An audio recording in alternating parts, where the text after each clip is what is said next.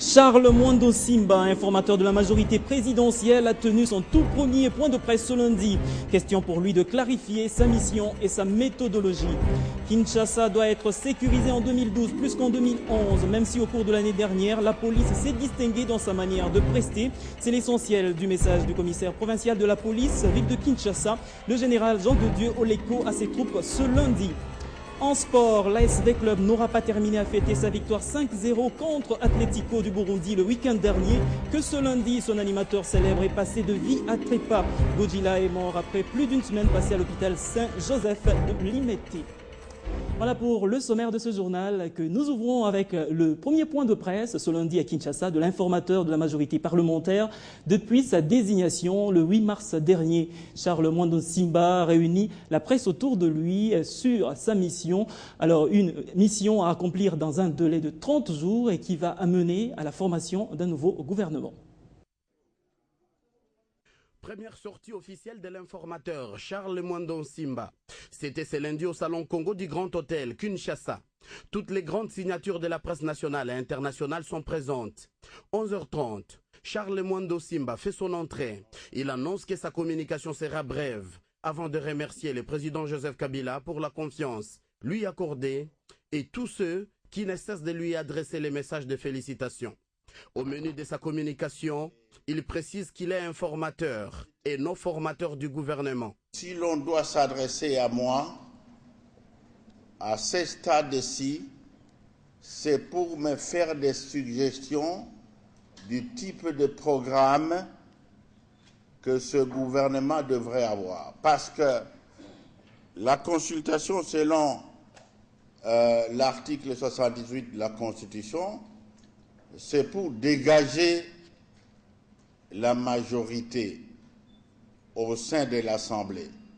Majorité qui permette au président de pouvoir ainsi désigner le formateur qui, lui, en ce moment-là, forme le gouvernement. À cela donc, il attend des suggestions de toutes les composantes pour mener à bien sa mission d'informateur. Mais quelle sera la durée de sa mission? La Constitution parle de 30 jours ou ajouter, mais je crois que ça dépendra du rythme avec lequel je vais travailler. Charles Mwando Simba n'est pas allé loin.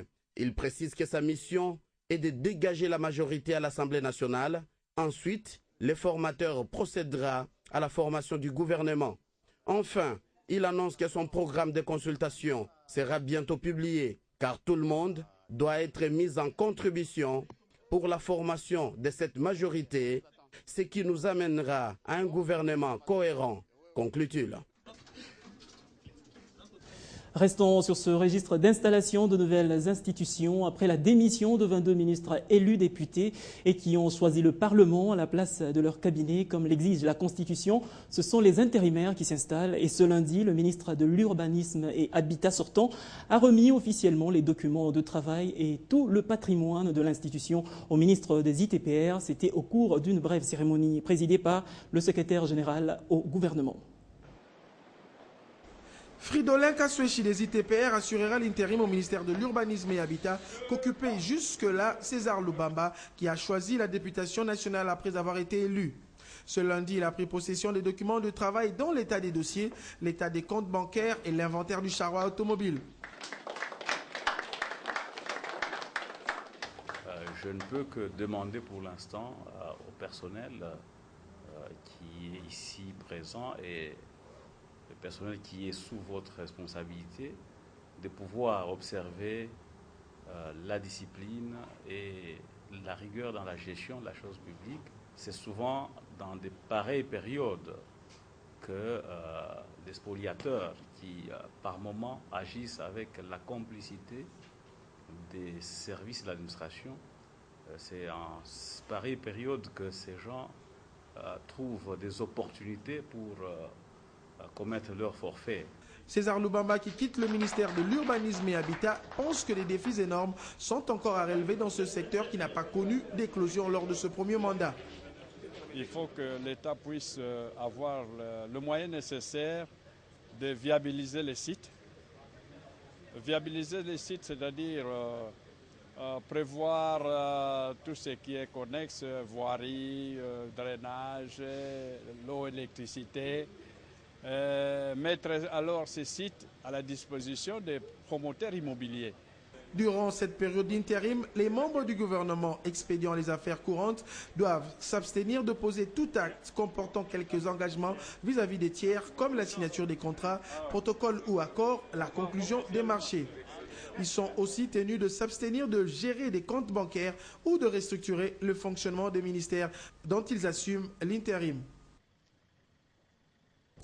Remise et reprise également au ministère de l'Enseignement primaire, secondaire et professionnel ce lundi. Désormais député national, Maker Mwangou, l'ancien ministre de l'EPSP, a remis les clés du ministère à Claude Nyamugabo qui assumera l'intérim pendant un peu plus d'un mois. Dans la continuité de l'action que Claude Nyamugabo, ministre des Sports, compte assumer l'intérim de son prédécesseur, Maker Mwangou, au ministère de l'Enseignement primaire, secondaire et professionnel EPSP. Secteur complexe, mais aussi vital, l'éducation est à l'avant-plan du programme quinquennal de Joseph Kabila. L'éducation est devenue maintenant la priorité numéro 1. Donc c'est quand même c'est pour vous dire que c'est un aspect très important.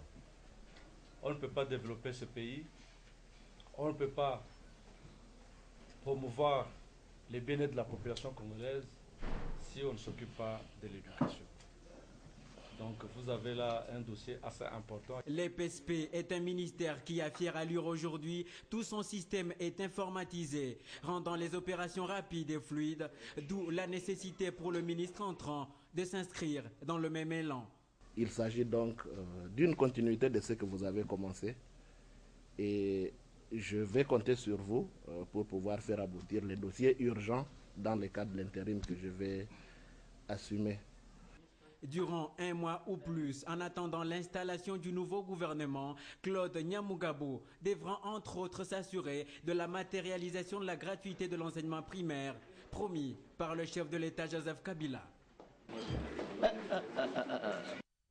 Dans la même trajectoire au Bandundu, après la démission du gouverneur Richard Ndambou, la Commission électorale nationale indépendante, CENI, a prévu l'élection de son successeur le 13 avril prochain. Dans l'entretemps, confusion à l'Assemblée provinciale. L'institution ne veut pas attendre la CENI.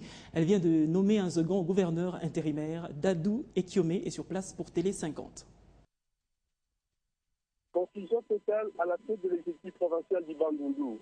Les intérimaires en qualité de gouverneur gèrent désormais cette province en ébullition ces derniers temps. D'emblée, le bureau de l'Assemblée provinciale, réuni samedi tard dans la soirée, a désigné un autre gouverneur intérimaire, Jean-Pierre Ndongo Mpessa, ministre provincial de l'Intérieur, de l'Environnement et Conservation de la Nature. Pour le président de l'Assemblée provinciale, Boniface Touaboshi a contacté, le bureau s'est référé qu'à la loi qui donne la gestion de la province en cas d'intérim au poste du gouverneur au ministre précédent dans celui de l'Intérieur.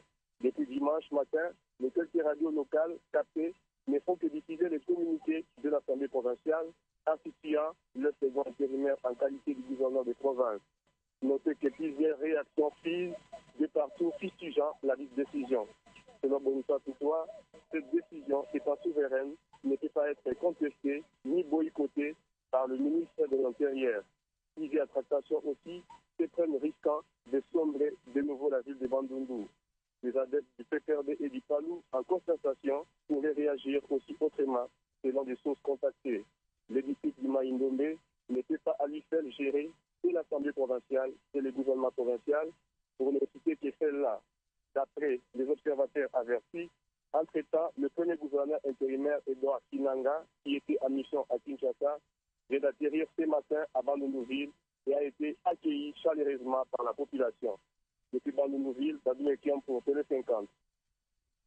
Élection toujours, les Russes étaient aux urnes le 4 mars dernier et Vladimir Poutine a été élu président de la République avec plus de 64% de voix. Pour ces élections, 66 484 électeurs ont été sur place. Première expérience en matière d'observation de la jeune Commission électorale nationale indépendante de la RDC, représentée en Russie par son président. Parmi les observateurs internationaux invités par la Commission électorale centrale, il y a le président de la Commission électorale nationale indépendante de la République démocratique du Congo, le révérend Dr Daniel Ngoyi Mulunda, qui a suivi le déroulement de cette élection à Zelonograd, ville située à une vingtaine de kilomètres de Moscou. Sur place, il a visité une bonne dizaine de bureaux de vote avant de revenir à Moscou, où il a également visité quelques bureaux de vote. La veille de ce scrutin, le président de la CENI avait assisté à l'inauguration du centre d'information de la CEC, centre qui a accueilli les premiers résultats de la présidentielle russe et qui servira à partir de cette date de cadre dans lequel va s'organiser des conférences de presse et la collection des propositions venant des électeurs russes grâce à une ligne verte qui fonctionne 24 heures sur 24. Cette cérémonie est suivie d'une visite guidée de la logistique nécessaire dont la Commission électorale centrale de Russie s'est servie dans tous les bureaux de vote le jour des élections et d'une réunion avec toutes les délégations étrangères invitées à Moscou. Belle occasion pour le président de la CEC d'expliquer à ses invités que la présente rencontre permet à chaque commission électorale nationale représentée en Russie de partager avec les autres son expérience en matière de gestion des élections. Pour rappel, 28 délégations des commissions électorales nationales étrangères ont été invitées à Moscou. Après avoir assisté à l'élection présidentielle russe et avant de quitter la capitale de la Fédération de Russie, ces délégations ont échangé avec le président de la CEC, Vladimir Chourov, et la vice-présidente Elena Dubrovina lors d'un cocktail d'au revoir. Le président de la commission électorale centrale a promis à son collègue de la RDC de se rendre prochainement à Kinshasa pour le renforcement de la coopération avec la CENI. Et à Kinshasa, justement, la ville doit être sécurisée en 2012 plus qu'en 2011, même si au cours de l'année dernière, année électorale, la police s'est distinguée dans sa manière de prester. C'est l'essentiel du message du commissaire provincial de la police ville de Kinshasa, le général Jean de Dieu Oleko, le général qui s'est adressé à ses unités dans une parade tenue ce lundi au camp Lufungula. L'Institut médical de Kinshasa va bientôt voir le jour. Les travaux de construction de cet édifice de formation infirmière évoluent très bien, tel que promis par le chef de l'État, Joseph Kabila. Sur place, la fondation est déjà en train d'être posée. Guy Chongo. Comme promis par le chef de l'État Joseph Kabila Kabongé, le site IM, situé sous le boulevard Triomphal, reçoit enfin son coup de marteau. Il s'agit pour le tandem Toda Corporation et la CCC de construire un bâtiment moderne de 3 niveaux, composé de locaux pour professeurs et étudiants. Nous sommes au début des travaux. Il y a l'installation des chantiers et puis implantation. Et puis on fait la fouille pour les fondations.